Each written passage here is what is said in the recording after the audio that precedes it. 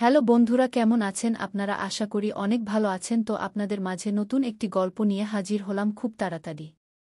এই মেলিচার বাচ্চা, যতবর মুখ নয় ততবর কথা। ওকে আর তৃপ্তিকে মুখ বন্ধ রাখতে বলবে। এসব প্যানে আমি বিরক্ত হই। দম নিয়ে মেলিচা, তোর ধারণাও নেই তোর সাথে আমি ঠিক কি করতে পারি। মুড নষ্ট।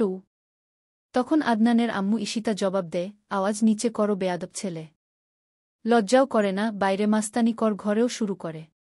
আজকে তোমার বাবা আসুক, এসবের একটা হেস্তনেস্ত করেই ছাড়ব। এত টাকা পয়সা খরচ করেছি বেয়াদব, অসভ্য, মাস্তান, ইফটিজার তৈরি করার জন্য। নিজের তো মানসম্মান নেই, পরিবারেরটাও খোয়ানোর ধান্দা। তোমাকে দেখে ছোটটাও খারাপ হচ্ছে।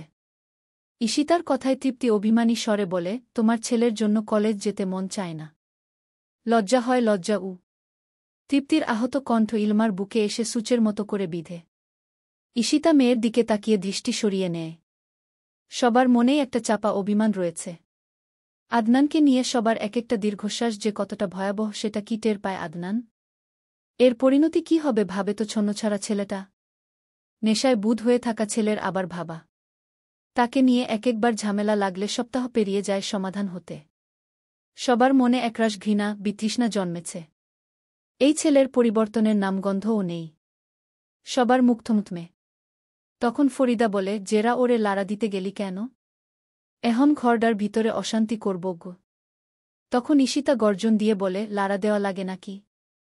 ও তো সবসময় খ্যাপা কুকুর হয়েই বাড়ি আসে, দেখেননি ইলমার কি অবস্থা করেছে গি। আদনান চোখমুখ শক্ত করে ইলমার দিকে তাকায়।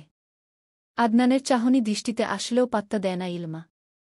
বরং তার জেঠিমাকে শান্ত হতে বলে। আদনান কোনো কথা না বলে ভেতরে চলে যায়। তার পেছন দিয়ে তৃপ্তি নিজের রুমে চলে যায়। ইলমার কপালে ঔষধ ঢেলে দেয় ঈশিতা। কিছু বলার মতো ভাষা তার নেই, শুধু দীর্ঘশ্বাস ফেলা ছাড়া। ইলমা নিজেকে সামলে নেয়। সোফায় বসে টিভি দেখার জন্য হানি বানির কার্টুন লাগিয়ে সেটাই উপভোগ করতে থাকে। ভুলে যায় আদনানের করা আঘাত। জানে সন্ধ্যায় আরেক দফা ঝামেলা হবে বাড়িতে। আদনানের কথা ভাবলেই দীর্ঘশ্বাস বেরিয়ে আসে। এখানে বেশ নাম ডাক আছে ইলমাদের পরিবারের। তার জেঠু এখানকার চেয়ারম্যান, বেশ সম্মানিত ব্যক্তি। ইলমার বাবা নিজেও একজন আইনজীবী। কিন্তু তাদের পরিবারের বড় ছেলে আদনান না বাবার মতো হয়েছে না চাচার মতো। সে কার মতো হয়েছে অজানা। এই পরিবারের কেউই তার মতো এতটা উশৃঙ্খল না। ভার্সিটি গিয়ে কি উদ্ধার করে কে জানে। উশৃঙ্খল চলাফেরা, ইভটিজিং, মাস্তানি, মাঝেমধ্যে ক্লাবে গিয়ে মদ গিলে আসে, এই তো তার নিত্যদিনের রুটিন। কারোর সাথেই তেমন ভালো আচরণ করে না, কথাও তেমন বলে না। তবে ইলমার সাথে মাঝেমধ্যে দুদণ্ড কথা বলে তাতেও ঝামেলা লেগে যায়। একটু আগেও তার ব্যতিক্রম হয়নি, কারণ ছাড়াই নাম নিয়ে ব্যঙ্গ করবে। তার পুরো নাম জেহেরা ইলমা ম্যালিসা খু, কিন্তু একেকজন একেকটা ডাকে। কেউ ইলমা, কেউ জেহেরা। একমাত্র আদনান তাকে মেলিচা বলে ডাকে। এই নামের উচ্চারণ পরিবর্তন হয়নি এখন অবধি, যেটা নিয়ে প্রায়শ ঝগড়া লাগে আদনানের সাথে। কিন্তু লাট সাহেব এটা নির্দিষ্ট কারণ বলতে পারে না।